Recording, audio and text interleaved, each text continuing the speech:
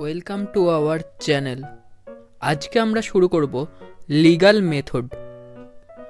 Legal method শুরু করার আগে আমরা এর ব্যাপারে কিছু বেসিক জিনিস জেনে নিই, যে আমরা যে লটা তৈরি করেছি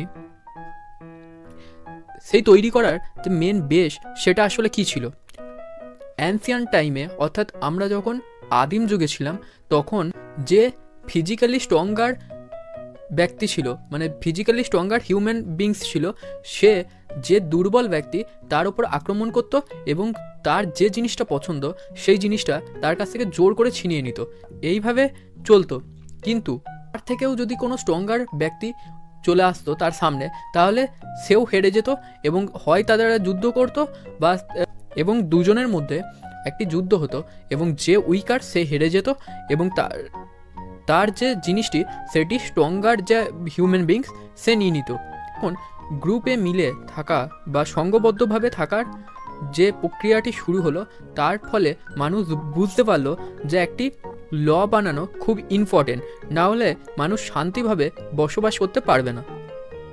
মেথডের প্রথমে আমরা যেটি দেখব সেটি হচ্ছে ডেফিনেশন অব দ্য ল।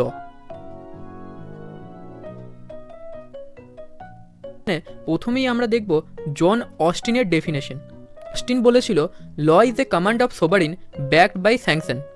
অর্থাৎ মেনলি সোভারিনের কমান্ড, মানে সোভারিন যেটা বলবে সেটাই হচ্ছে ল, এবং সেটি বাইন্ডিং কী করে হবে? বাইন্ডিং হবে পানিশমেন্টের দ্বারা। স্যাংশন মানে হচ্ছে পানিশমেন্ট। অর্থাৎ এখানে আমরা জানি যে মানুষকে চালাতে গেলে মেনলি দুটো জিনিসের দরকার, হয় তাকে ভয় দেখিয়ে চালাতে হবে বা তাকে ভালোবেসে চালাতে হবে। এক্ষেত্রে অস্টিন কিন্তু বলেছিল যে তাকে ভয় দেখিয়ে চালাতে হবে, অর্থাৎ তাকে পানিশমেন্ট দিতে হবে, তবেই কিন্তু যে দেশের পিপল আছে সে কিন্তু মানে লকে ফলো করবে।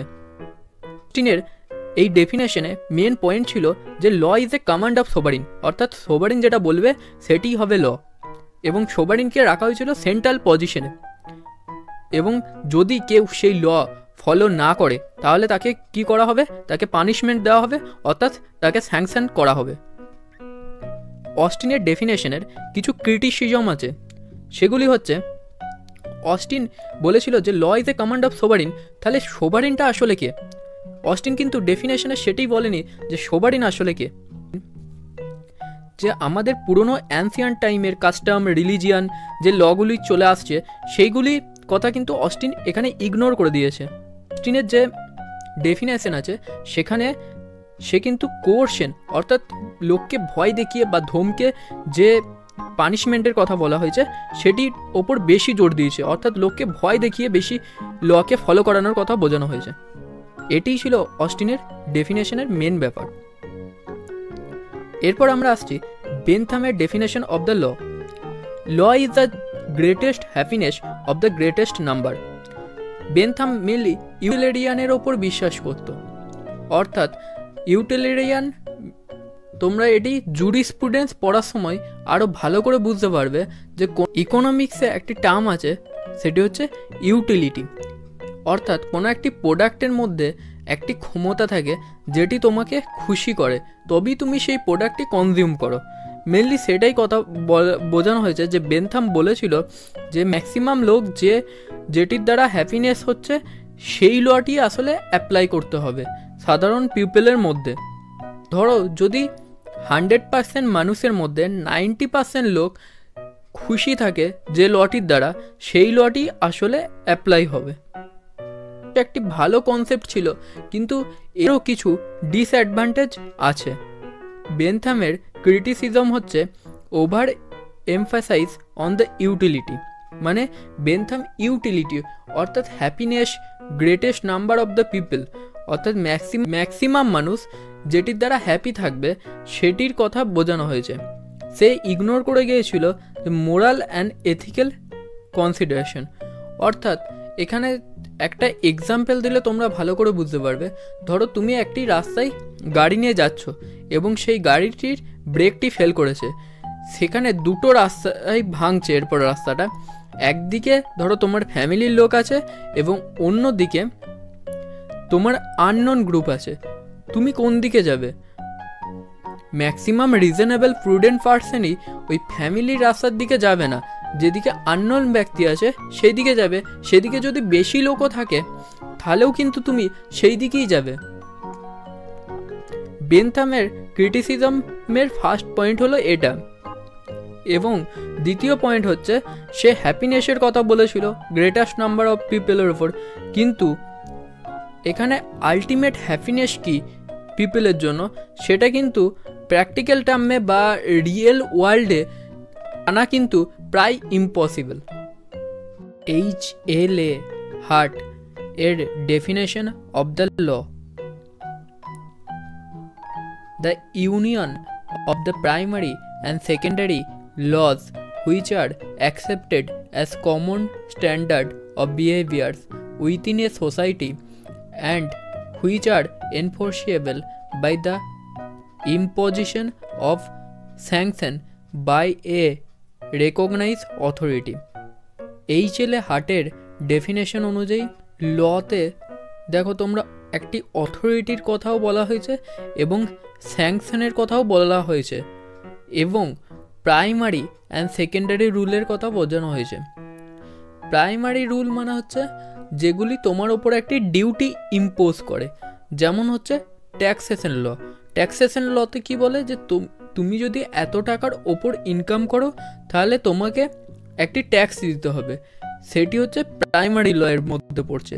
সেকেন্ডারি লয়ের মধ্যে মেনলি তোমাদের প্রসেসের কথা বোঝানো হয়েছে বা ট্রানজাকশনের কথা বোঝানো হয়েছে। যেমন ধরো ইন্ডিয়ান কন্ট্রাক্ট অ্যাক্ট, এক্ষেত্রে তুমি দোকানে গেলে দোকানের জিনিসটি নিলে এবং তার বদলে একটি কনসিডারেশন দিলে, অর্থাৎ তুমি কন্ট্রাক্ট কিভাবে করবে সেই প্রসেসের কথা বোঝানো হয়েছে। এটি কিন্তু আসবে সেকেন্ডারি লয়ের মধ্যে।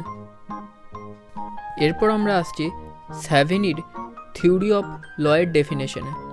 স্যাভিনির থিওরি অফ লয়ের ডেফিনেশন হলো law is the product of the spirit of the people, মানে লটা যেটা তৈরি হয় সেটা পিপলদের স্পিরিটের থেকেই আসে। আমরা জানি যে কোনো ল তৈরি হয় কিন্তু পাবলিকের ওয়েলফেয়ারের জন্য, অর্থাৎ এরকম কোনো ল সৃষ্টি হতে পারে না যেটা এগেনস্ট দ্য পাবলিক পলিসি হয়। ফর এক্সাম্পল আমরা বলতে পারি আমাদের যেরকম ট্র্যাডিশন অনুযায়ী কোনো একটি ফেস্টিভ্যাল বা ইয়েতে ছুটি থাকে সেটিও কিন্তু লয়ের মধ্যেই পড়ে। এর ক্রিটিসিজম হলো যে ধরো কোনো একটা পলিটিক্যাল পার্টি এখন পাওয়ারে আছে, ঠিক আছে, তো সেখানে পার্লামেন্ট থেকে যে বিলটি বের হবে সেটি কিন্তু ল হিসাবে গণ্য করা হবে এবং যদি সেই লটি না মানা হয় সেটির জন্য কিন্তু স্যাংশনও হবে, অর্থাৎ পানিশমেন্টও কিন্তু হবে। এটি হচ্ছে এর ক্রিটিসিজম। কিন্তু এইটি বেসিক্যালি একটি ভালো থিওরি ছিল যে law is the product of the spirit of the people, মানে পিপলদের মধ্যে থেকে, মানে পিপলরা যে লটা চাইছে সেই লটাই কিন্তু অ্যাপ্লাই করা হয় দেশের মধ্যে। এরপর আমরা আসছি রস্কো পাউন্ডের ডেফিনেশন অফ দ্য লয়ের ওপর। রস্কো পাউন্ড বলেছিল যে law is a social engineering, অর্থাৎ তার অনুযায়ী যে সোশ্যাল ওয়ার্কার যারা আছে তারা যদি ভালো করে কাজ করে তবেই সোসাইটির ইমপ্রুভমেন্ট হবে। যেমন ধরো ডক্টর যখন অপারেশন করছে তখন যদি সে ভুল করে তার মধ্যে কাঁচি বা ছুরি পেটের মধ্যেই ঢুকিয়ে রেখে দিল, তাহলে সেই জন্য ল বানানো দরকার এবং তার জন্য লয়ারের দরকার। লয়ারকে রেগুলেট করার জন্য বার কাউন্সিলের দরকার, বার কাউন্সিলকে রেগুলেট করার জন্য পার্লামেন্টের দরকার। এই সব যদি না থাকতো তাহলে সোশ্যাল ইঞ্জিনিয়ারিং হতো না। এর মেন এম ছিল যে সোশ্যাল ওয়েলফেয়ার করা। এরও একটি ক্রিটিসিজম আছে, সেটি হলো যে যদি ধরো সমাজে মার্ডার হয় তাহলে সত্যিই কি ক্রিমিনালের দরকার, মানে মার্ডার করা কি দরকার বা করাপশন করা কি দরকার, তাহলে এইগুলো কোথা থেকে আসছে, বা টেরোরিজম এইগুলোর কি দরকার? এর ক্রিটিসিজম হচ্ছে এইগুলো, মানে রস্কো পাউন্ডের। সো এইগুলোই ছিল মেনলি লয়ের ডেফিনেশনের কয়েকটি important definition. Thank you for the watching my video. যদি ভালো লাগে ভিডিওটি তবে চ্যানেলটিকে সাবস্ক্রাইব করে দিও।